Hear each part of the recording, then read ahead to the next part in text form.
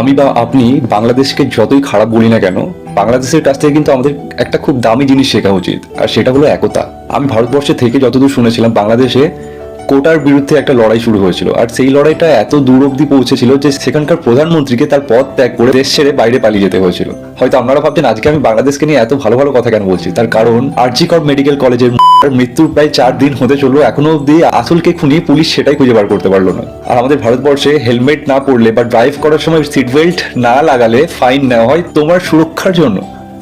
এই মানুষের সুরক্ষা করবে সরকার? ভাবতেও অবাক লাগে যে মানুষদের সুরক্ষার জন্য ফাইন নেওয়া হয়, আর যে মানুষটা মারা গেলে তার কোনো সঠিক বিচারই হয় না।